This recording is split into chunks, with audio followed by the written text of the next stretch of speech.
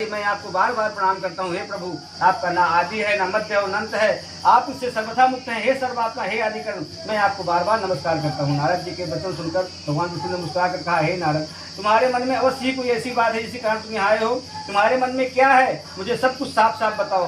भगवान के वचन नारद जी ने कहा, हे प्रभु, मृत्यु लोक के सभी प्राणी अपने कर्मों के कारण बार बार विभिन्न योनियों में लेकर कष्ट को भोग रहे हैं। हे भगवान, यदि आप मुझ पर सच्ची कृपा रखते हैं तो इन प्राणियों के दुख दूर करने का कोई सुगम और सरल और छोटा सा उपाय बताइए। भगवान विष्णु ने कहा, हे नारद, तुम हमेशा सबका हित चाहते हो, तुम वास्तव में सच्चे साधु हो। साधु के लिए बताया गया है, जो सबके हित की बात सोचे वही साधु है। सिर्फ कपड़ा लगाने से साधु नहीं होता। सबके हित की बात सोचे, सरल रहे, सौम्य रहे, जिसके अंदर ईर्ष्या ना हो, द्वेष ना हो, मोह माया ना हो, और सबसे बड़ी चीज उसके पास में लालसा ना हो कि मुझे इतना मिल जाए, इतना मिल जाए, वो साधु है। सब कल्याण जो कार्य करता है वही साधु है।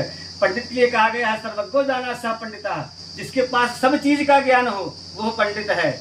और ब्रह्म के ब्राह्मण पंडित कोई भी हो सकता है, और ब्राह्मण भी पंडित होता है, ऐसा शास्त्रों में लिखा है। ब्राह्मण की बताया गया है, ब्रह्म जाना दिशा ब्राह्मण, ब्रह्म व्याख्याने दिशा ब्राह्मण। जो ब्रह्म को जानता है, जो ब्रह्म की व्याख्या करता है, और जो ब्रह्म के मार्ग का दर्शन कराता है लोगों को, वही ब्राह्मण है।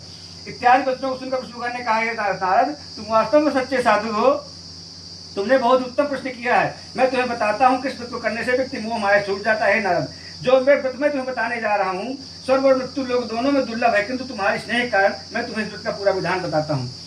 आदि पंख करते रहो, गर्म भूख लग रही है।